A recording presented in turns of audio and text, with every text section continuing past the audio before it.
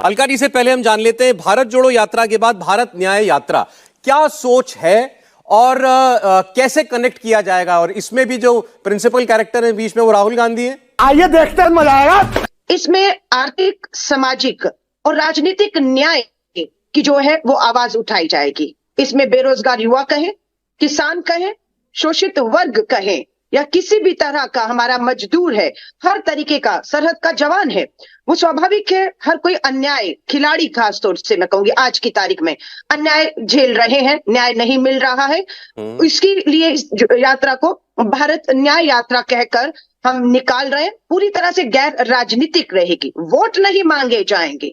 पुलवामा के शहीदों पर कोई वोट मांग सकता है या आज राम मंदिर के नाम पर वोट मांग सकता है, पर ये यात्रा वोट के मकसद से नहीं है। लेकिन स्वाभाविक है मुद्दे वही होंगे, बेरोजगारी, महंगाई। वोट मांगे नहीं जाएंगे, वोट चाहे तो जाएंगे ना अलका जी। नहीं, वो हम लोग हैं राहुल जी। प्योरली किसी भी सभा में ना आपने पहले सुना जो हमारी 4000 किलोमीटर की यात्रा थी कि मुझे वोट दीजिए, कभी नहीं कहा। अच्छा ठीक, मैं आपसे जो समझना चाह रहा था अलका जी वो ये कि कोई यात्रा हम निकालते हैं, हमारे देश में यात्राओं का बड़ा लंबा अनुभव है अलग अलग दलों का, तो उसका कोई एक मोटिव होता है, आप कोई कैंपेन खड़ा करते हैं। भारत जोड़ो यात्रा आपने निकाली थी राहुल गांधी का, बड़े लंबे अरसे के बाद एक पब्लिक मास कॉन्टैक्ट प्रोग्राम वो था, वो हमको समझ में आ रहा था। उसमें वो पैदल भी खूब चल रहे थे, बहुत सारे लोगों से मुलाकात कर रहे थे, जगह जगह थोड़ा पब्लिक एड्रेस भी करते थे वो।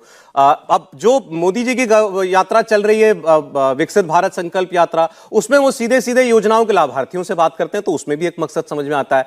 अब ये जो न्याय यात्रा है इसमें आप कैसे जुड़ेंगे लोगों से, क्योंकि इसमें पैदल भी नहीं वो उतना चलेंगे, बस से चलेंगे। आप कहाँ के ज्ञानी बाबा।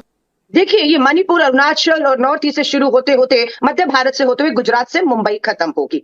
इसलिए स्वाभाविक है कि हम कहीं बस और कहीं पैदल यात्रा करके लोगों के बीच में मकसद एक है, जुड़ेगा भारत, भारत को जोड़ना है। और जो अन्याय का सामना कर रहे हैं सिर्फ उन लोगों की, क्योंकि प्रधानमंत्री जी ने 10 साल अपने मन की बात की, लोगों की मन की पीड़ा नहीं सुनी।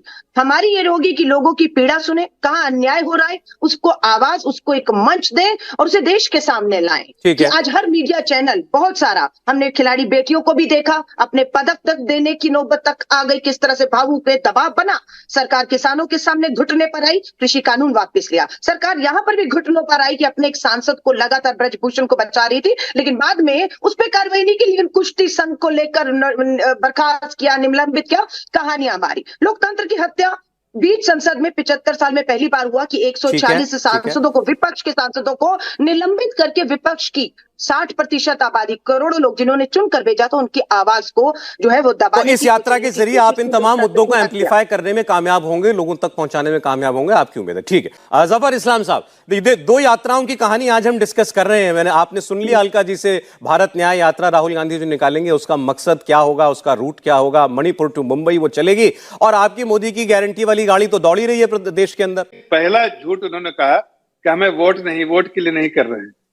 अरे भाई, इलेक्शन के समय राजनीति कर रहे हैं और आप कह रहे हैं कि हम राजनीतिक नहीं है।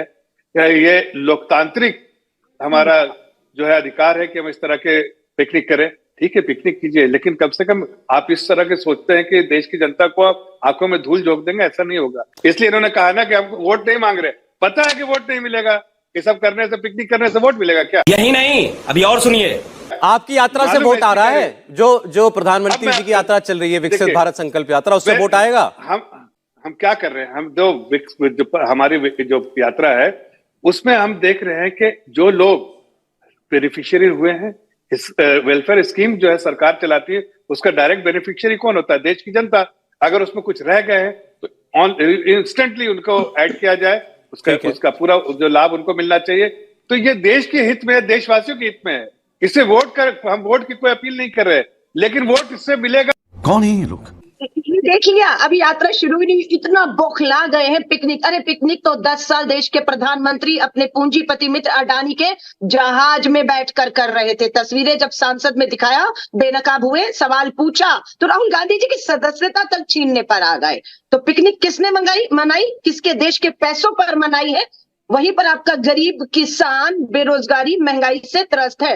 रुपए की तो हालत ये हो गई है कि अब संसदीय समिति बताती है कि अब रुपया इतना गिर गया है कि अब हमें तेल आयात अगर करना है रुपए में तो वो रुपया स्वीकार नहीं किया जा रहा है। कह रहे तेल तो देंगे पर रुपए में नहीं देंगे। ये हालत देश की अर्थव्यवस्था, देश के रुपए की करिए कि आज विश्व गुरु जिस रुपए की बात करता था मनमोहन सिंह जी के समय पर कि रुपया गिरता है तो प्रधानमंत्री जी की साख गिरती है, और यहाँ कभी ऐसा नहीं हुआ था कि रुपए में। अच्छा ठीक है अलका जी, बहुत समय अभी और बातें बहुत करने के लिए, ठीक है अभी हम लोग यात्रा की बात कर रहे थे। तेरी भी जली ना। जनता के पास जो जा रहे हैं, जो राहुल जी जा रहे हैं, बहुत बहुत धन्यवाद है, साधुवाद है उनको। कम से कम वो चल तो रहे हैं। जनता की व्यथा तो आपको बता रहे, कम से कम इसी बहाने आप देख लें। और जहां तक बात है सौरभ भाई, हमारे बंगाल में अगर राहुल जी आ रहे हैं तो भाई ये तो उन्हीं का देश है ना, ये किसी और का देश तो है नहीं। बंगाल बहुत बड़ा देश है, बंगाल बहुत बड़ा प्रांत है, हर देश का हर व्यक्ति बंगाल में है। हम तो सबका आलिंगन करते हैं। बंगाल ही एक वो प्रांत है पूरे देश में जहां सबको सजो के रखा है हमने। लेकिन ये जो भारतीय जनता पार्टी है, इनको उसमें भी खटकता है। ये जो बरगलाने वाली जो पार्टी है, भारतीय जुमला पार्टी, तो ये क्या कर रही है? ये देश को बरगला रही है। नहीं ठीक है, नहीं देखिए इनको खटकेगा, ठीक है आपको खटक रहा है या नहीं, मैं ये जानना चाहता हूँ मानव जी। अभी बता दे भाई, अभी बता दे भाई राहुल जी, आप बंगाल में अपना बेस बढ़ाएंगे अपनी पार्टी का, तो आप ही में से कुछ लेंगे ना। जो इंडिया अलायंस में आपको पता है ना, कांग्रेस सबसे बड़ी पार्टी है। राहुल गांधी जी निश्चित रूप से सबसे बड़े नेता है।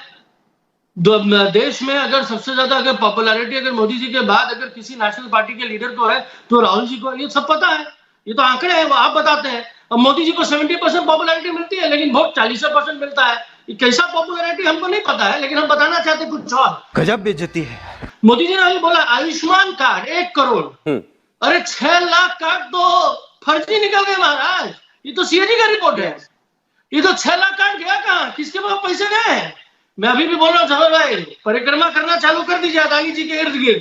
पूरा भाजपा जितने सांसद है, एक परिक्रमा, अदानी जिंदाबाद, अदानी जी की मुद्रा ले लो, अदानी जी का ले लो। जवाब अच्छा ठीक है, सुनिए मोदी जी यही कर रहे हैं। और ये जो गारंटी उनकी है ना, उन्होंने गारंटी दिखा दिया है